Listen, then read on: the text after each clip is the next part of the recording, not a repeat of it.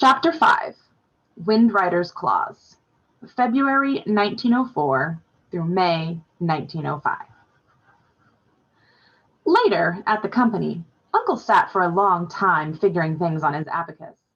The beads clacked as his fingers flew back and forth. Through the ceiling we could hear Black Dog snoring upstairs. "The money can be made up out of my share," Uncle said. "Don't be an old fool," Father said. "There's not just the matter of the women to be made up. There's the justices to be paid off. No, Whiskey Devil, he's the head of the justices, owes me a favor from a long time ago. It won't cost that much." "Still," White Deer said, "it ought to come out of all of our shares. We can write it up to expenses." "He's my son," Uncle said sternly. "I'm responsible for him." "Money, money, money," Handclap said disgustedly. "Who cares about the money or where it comes from? The point is that any one of us could be a dopian sleeping upstairs." Lefty massaged his right arm. "Handclap is right. It would not have to be just dope.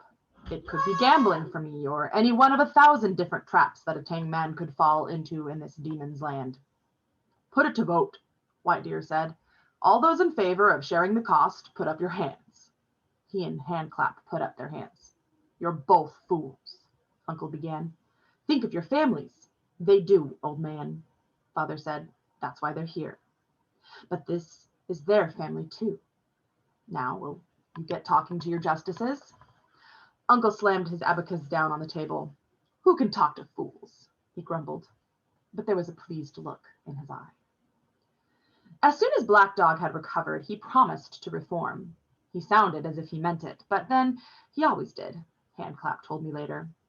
Black Dog kept his promise for a time. Pale and shaky, he moved about the laundry, working as hard as any of us, but after a while he began to get snappish again and to sneer at things. It was his way. I think he had lived so long in this land of the demons that his mind had become poisoned, and he had begun to think like a demon and to despise the tang people around him. Maybe when he had first begun to take dope, he had just meant to get away from his conflicts, but after a while, taking dope had become an end in itself. Now, quite a few of the older tang people used opium. Everyone, including Father, would have an occasional pellet, but that was the way they might have a drink or gamble at the tables. But there were certain individuals who had gone over the edge, who knew no moderation. Opium for Black Dog was what gambling had been for Lefty, but Lefty had stopped, more or less, at least compared to his old days. Black Dog's real problem was his inability to control himself. Finally, 1 month after we had brought him back, he disappeared, and on the next day, when he came back, we smelled opium's strange, sweet smell, like roasted peanuts, clinging to Black Dog's clothes, and we knew where he had been. When I had been in the demon's country for over 2 years, Uncle sent me to making the rounds among some of our regular customers in the Tang people's town to collect overdue bills. As he said, even by demon reckoning, it took 2 figures to write my age, for I was 11 by our system of counting and 10 by theirs. I had been collecting money for a month when I saw Black Dog lounging in a doorway, staring at the May rain. "What are you doing here?" I asked. "I had to take a walk and get some fresh air." He stared up at the sky with a frown and pulled his collar up about his neck. The rain ran down the brim of his hat, splattering on his shoulders. "But it's a miserable day." "I guess," I said. I had the small canvas bag of money under my loose shirt. "Going back to the company?" "Why not?" Black Dog shrugged. He fell into step beside me, and we walked up the hill in silence. Black Dog folded his arms across his chest, almost hugging himself. Don't you hate it here?" "I don't like it, if that's what you mean, but White Deer says that hate is so strong a word that I ought to use it only for evil."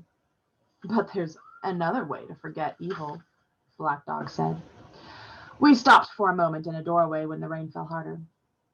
"Did you ever hear about how we got opium?" he asked finally. "The British demons forced us to let them sell it in the Middle Kingdom," I said. "That's what some people say who want to hide the truth, because they don't want to give the poor man his due. He was a poor working man like you or me who, no matter how hard he worked, always wound up owing more and more to the bosses. The only thing he owned outright was his ugly wife, maybe the ugliest woman alive. She was so repulsive that he beat her in the morning when he got up, and he beat her in the evening when he came home.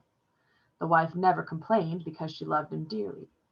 But finally, when she saw how much he hated her, she felt ill because she was so sad. And on her deathbed, she called her husband to her and told him that after her death, he would realize how much she loved him despite everything he had done to her. At once, the poor farmer felt sorry for what he had done, but before he could tell her, she died.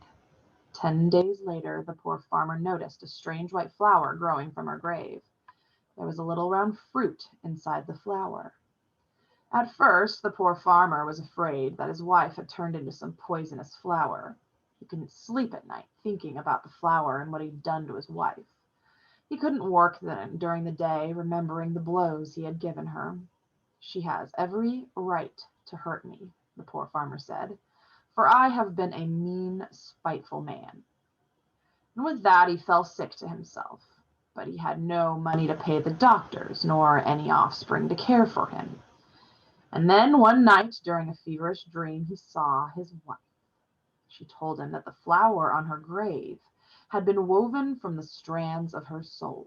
A strange fruit in the flower could heal him. He was to cut the fruit and harden juice that would come out and smoke it. And if he smoked it every day, he'd become healthy. The very next morning he got up and did as his wife told him, but no sooner did he take his first puff than he felt his illness leave him. So it was that and his wife were closer in death than they were in life. Black Dog smiled ironically. So it is to those two lovers that I smoke, for the name of the ugly wife was life, and the name of the farmer was everyman. The only good thing I ever got out of my ugly life was the flower. I didn't understand his story at all. But life isn't all ugly, I said. Don't you think it's ugly here? What kind of lives do we lead without wives and families? There's no money back at home. But why sacrifice yourself just so others can get fat at home? All they ever understand is that they need more money. Things will be better in the next life. Maybe we'll be reborn as the sons of noble families. Maybe we'll even find release from this world. Black Dog looked at me intently. Why shouldn't we get some pleasure in this life? Why later? Why not now? Because we don't owe things just to ourselves. There are others. He grabbed me by the arm and his voice grew wild. Don't give me your simpering, mealy-mouthed answers. We've repaid our debts 12 times over. You're hurting me, I said. All the time in my mind, I was telling myself that I must not be frightened. I must not be frightened. You don't know what pain is, Black Dog said. Wait till you've been here for 30 years, then you'll welcome the pain. They were once as pleasant to me as they are to you. He twisted my arm. I let out a yell. I kicked him hard in the knee and he let go of me with a grunt. I began to run up the hill. My hat flew off. I kept on running. I heard his boots come closer as he followed me. Suddenly, I felt a pain in the back of my head. He had grabbed my cue. I stopped short as he jerked at a cue and fell on my back. He tore the money bag away from me, but he did not even look at it. Pain, he said strangely. Pain? You don't know what it is. And he began to kick me with his heavy boots. When I came to, I was back at the company. Father was pressing a wet towel against my forehead anxiously. He's awake, he said. The rest of the company crowded around me. What beast did this to you, boy? Lefty asked. I found that I was not even mad at Black Dog. How could you be mad at some dumb, pain-goaded animal? I did not know what to do or say. The company looked so stern and solemn. But Uncle took it out of my hands. Was it Black Dog? He demanded. I didn't say anything. Was it? Uncle asked. Yes, I said reluctantly. I'll cut off his head and throw it in the gutter where the dogs can eat it, Uncle said. How can you curse your own son that way? White Deer scolded him. He's no son of mine, Uncle declared. Father turned heavily in his seat. That's good to know. Then you'll let me take care of him. I should have let you or any one of a dozen men take care of him a long time ago. He's not a man, he's an animal, Uncle said. You won't do any such thing, Windrider, White Deer said. Black Dog is a member of the company. Kick him out, Uncle said. We'll put it to a vote, White Deer said. I say bring him to the police and let them handle it. Bring him to the demon police? Uncle asked. Yes, the demon police, Lefty said. Handclap nodded. Otherwise, White Deer reasoned, you'll have to take it up with the sleepers. They're not about to let anyone go around beating up one of their brothers without their permission, no matter what he's done. The justices were going to shoot Black Dog, Father pointed out. They asked the sleepers. You ought to know that, Lefty said. And the sleepers only gave their permission because they didn't want a war with the justices. I'll go to the sleepers myself, Uncle said grimly. They won't refuse me permission. No, Father let out his breath in a rush. No, I'm sick of having to deal with thieves and pimps and pushers. I'm sick of having to scrape and bow to men who live off the misery of their brothers and sisters. Now, White Deer soothed, there are many good men in the brotherhoods who earn their money as we do and who don't deal with those things. It's only a small number who are criminals. But Father whirled around to face White Deer. Don't you see? We're all tainted by it. As long as we keep quiet and let it go on, we're as bad as they are. It eats at them. It eats at us. The others were silent. Father might have slapped each one of them in the face. He should have kept his mouth shut then, but the dragonness in him would not let him. He had to speak his mind. We mustn't play their games any more by their rules. They are our brothers, Uncle said, no matter how bad. That's why we don't go to the demon police. We Tang people take care of our own affairs. It's better that way. Remember the virtues of the stranger, the lonely man in foreign lands. Be silent, be cunning, be invisible. Besides, what's the use of going to the demons? The sleepers can afford to pay more bribes to the police than we can. The demons will just listen to our complaint and then file it away. Better to go to the sleepers themselves. If you won't go to the demons, there's only one other way to make sure that justice is done, Father said, and that's to do it myself. There was something about his posture and the look of his eye that reminded me of dragons. All the others in the room could feel it too. Then I realized that to be a dragon meant more than just taking an interest in the magic of machines. It also was to live by the spirit of the dragons, and Father felt that no dragon would let such an act go unpunished. Dragons, Father went on, protect their own blood. Dragons, dragons, dragons, always that nonsense, Uncle said impatiently. I think he instantly regretted his words, for Father's mouth hardened at that. Father sat back in his chair. It creaked under the shift of weight. When I was there on the beach in the Dragon Kingdom, it was more a real a time than this. Don't kill yourself for a foolish dream, Uncle insisted. He would not have said such cruel things normally, but he was worried about Father. And besides, you promised. He glanced at me and was quiet. What promise? I asked. It was a long time before Father spoke. He folded his hands and looked at them while he talked. You do many strange things when you're young, and maybe the strangest thing you do is join a secret society that says it's dedicated to throwing out the Manchus. You enlist. You act as a soldier for the future of the Middle Kingdom. Then you realize that though they make a lot of patriotic speeches, at heart they're only criminals. And did you do that? I once was a sleeper, Father said. The others left our room shortly after that, but we no sooner had turned off the gaslight and lain down than we heard a bump at the door. Father got up and opened it to see Lefty sitting in and the hallway facing our door. The hallway was so narrow that though Lefty had his back against the wall, he had to draw his knees up towards his chest. By his left side, he had a club. He smiled apologetically. Excuse me, Windrider. I meant to be quiet.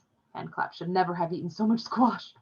That one has so much gas that I cannot stand sleeping in the same room with him, so I have come out here for cleaner air. Right by my door. The air is cleaner here. Father slammed the door shut. Why should the air be cleaner here? I asked him. Be quiet, Father snapped.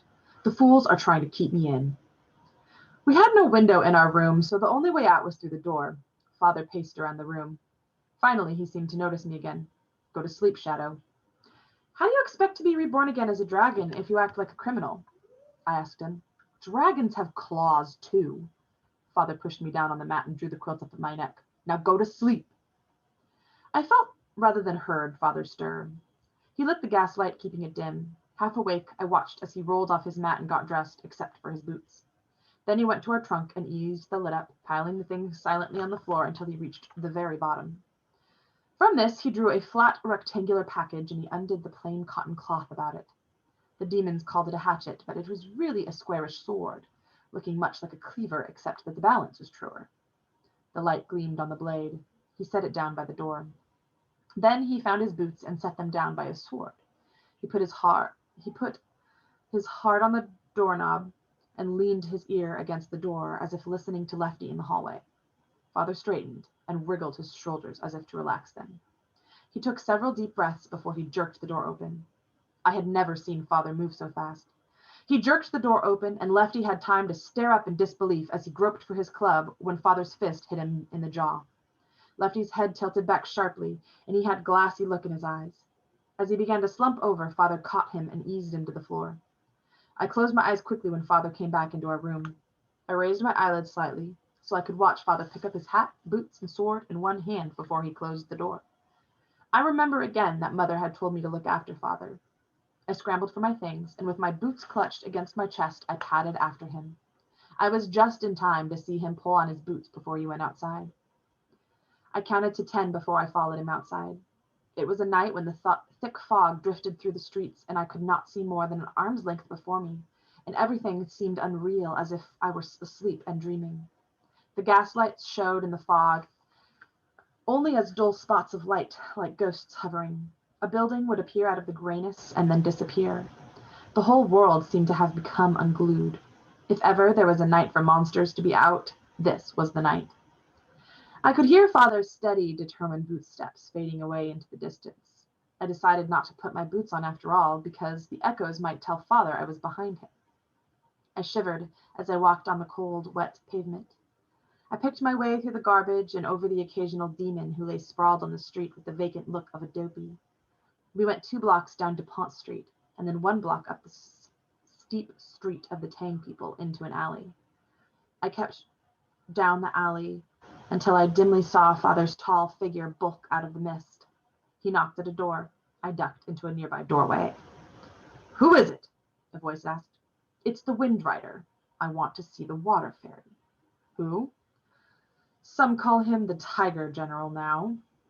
The little door shut, and Father stood unmoving there in the cold, his collar turned up, his sword in one hand.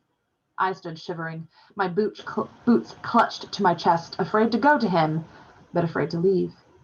I knew that the Tiger General was the head of the Brotherhood, but now how he had gotten that other name, as improbable as it sounded, I did not know. Finally, the door opened, and I saw a small, wizened man. It's been a long time since anyone used that name. My uncle has a long memory, reaching back to the railroad camps and a young man who drank the water as the demons did without boiling it first.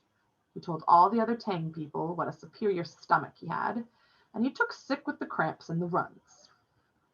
That name is the only thing that saved you from being shot down on our doorstep. I wanted to see what fool would dare use it. I should have known it would be you. All that's past. Send my kinsman out to me. But the Tiger General stayed where he was. It's in my mind that you and Black Dog may have been mortal enemies in some former lives and done great harm to one another. You never did get along from the day you joined us to the day you quit. Think what you like, Father shrugged, but I beg you to keep this matter between the two of us. While the two talked, I had watched a shadow creep out of the narrow alley between the sleepers' hall and the building I was in. The shadow ducked back into the alley mouth. In his hand was a heavy pistol. He's beat up my son for the money he had collected, Father said. Do you protect child beaters and thieves? The Tiger General considered that for a moment and then turned in the doorway. Tell our brother that he has a collar. There was scuffling from within. Then the Tiger General stepped aside as Black Dog was pushed, stumbling out into the street. He paused for a moment on all fours. His shirt was rumpled as if he had been dragged to the door. He stood up and smoothed out his shirt. I'm sick. A dopey is always sick. he said to Father. You weren't too sick up to beat up my boy. Now fight, Father said. But you're armed, and as you can see, Black Dog held up his empty hands. One of his brothers tossed a sword out onto the cobblestones. Black Dog turned to look with astonishment at the others. The Tiger General merely folded his hands behind his back. Reluctantly, Black Dog bent slowly, as if his back hurt. Now, he shouted and straightened quickly, raising the sword over his head to throw it. The man in the alley stepped out, cocking his pistol. He began to aim at Father. I threw myself against the man, literally threw my whole body as if it were only an object against him. I hit him in the stomach, and he collapsed with a grunt. To my astonishment, I found I still held my boots. I began to use the heavy-soled boots like clubs, flailing at the man. Black Dog cut viciously at Father's head, but Father had accurately judged the length of Black Dog's swing and kept his head just an inch out of the reach of the sword, using his own body to draw Black Dog's swings. It was as if Father were playing with him. Panting, Black Dog cut again and again at Father's head, but he always just missed. Panicked, Black Dog tried one huge, powerful cut and missed. He missed on his backswing, too. Then Father had cut Black Dog across the chest, laying open the shirt. Black Dog stumbled and fell back with a shout. An arm caught me across the chest, and I was tossed off by the man. My head hit the cobblestones hard, and I lay there looking up breathlessly at a man in his 40s. In his hand was the pistol, and it was aimed at me. Then suddenly the man jerked his head back, and he twitched. There was the sound of a meaty smack, and he fell face forward across my legs, Father's sword in his back. Father picked up the man's pistol and whirled. The Tiger General and some of the other brothers had stepped onto the sidewalk. The Tiger General held up his hands apologetically. It was supposed to be just you and Black Dog. And now, the Tiger General prodded the dead man in the leg. It is still between you and Black Dog, for all we care. He turned to one of the brothers. Bind up Black Dog's wound and gather his things. He is no longer a member of this brotherhood. I have had enough of his disobedience. He's already been warned of the penalty. The Tiger General turned back to us.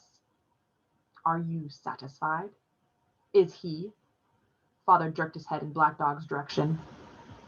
I cannot say. The Tiger General shrugged. But now when you settle this matter later, it will be strictly a private affair. I slid out from underneath the dead man, staring at his blood that had splattered my pant leg. Father jerked his sword free from the man's back and wiped the blade carefully on the shirt of the dead man. Put your boots on, Moonshadow. Father stood up and turned back again on the Tiger General. The company wasn't responsible. I acted on my own. The Tiger General crossed his arms across his chest. You'd best get out of our town for a while. Not that I care for the likes of those two pigs, but there are some brothers who would resent the death of a brother, no matter what kind of a fool he was. I understand, Father said. Father put me to bed and then began to write a letter. I was so sleepy that I fell asleep before I could ask him why he was writing it then. The next morning, Father left early while I was still asleep. When I woke up, nobody knew where he had gone. He didn't come back until around noon, when he walked solemnly over to Uncle. I've already written my wife and mother, telling them about the trouble last night. I've told them we have to leave the Tang People's town. Uncle put down a pair of trousers he had been washing. The steam in the laundry had slicked his hair down against his face. Where will you go? Out there among the demons, Father said. Don't be a fool. There's nothing that money can't fix, even the killing of a brother, Uncle snapped. What can you do out there?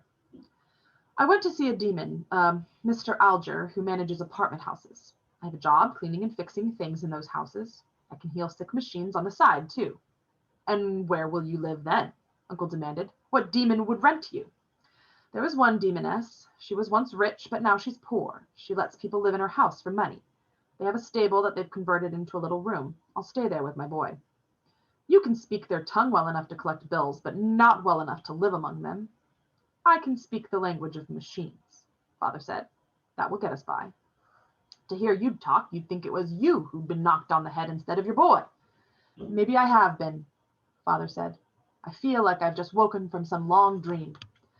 I can follow the dragon's way better among the demons than among the Tang people. That's the real reason, Uncle snapped. But don't you understand me? It's dangerous out there for a Tang man. Just the other day, some demon boys caught Melonhead in the street. Now he's blind in one eye. And that was just traveling from the ferry into the Tang people's town. He wasn't even trying to live among them. We won't ever have to travel very far away from our home. We ought to be safe. Uncle waved his hand. Then go, and good riddance to a fool. He was hurt and angry and afraid for us all at the same time. I don't think he could really understand why any Tang people would want to leave the safety of our town to live among the demons. I supposed it would have been possible to go on living near the sleepers, but it would have meant paying an expensive compensation to them, money Father did not want to pay. And then, too, I think he truly believed that he could follow the dragoness within him better among the demons. The fact that he was willing to live among the demons was a measure of how strongly he believed. Despite Father's words, he seemed as sad as I was the next day when we left the company. He had gone in the morning to clean up our new home, and when he came back in the afternoon, we got ready to go. Uncle stayed upstairs in his room while we loaded our possessions into the company's delivery wagon. And then, when the very last box of wires and parts and tools had been loaded into the wagon, Father went up for our one last visit to our room. I had stayed downstairs out of courtesy to him. Then the company gathered around us when Father came back down. There were presents, of course. White Deer gave us a little statue of the Buddha to be, a happy, laughing God who would exist in the future when all mankind had been liberated from the material world. Lefty gave us his magnificently written poem, which he could never reduplicate because he had lost his hand. Handclap gave each of us a little charm on a necklace. On the charm was inscribed the name of the demon Stomper, who was most often portrayed as a man in a tattered robe sticking a knife into one eye of a demon while he pulled out the other.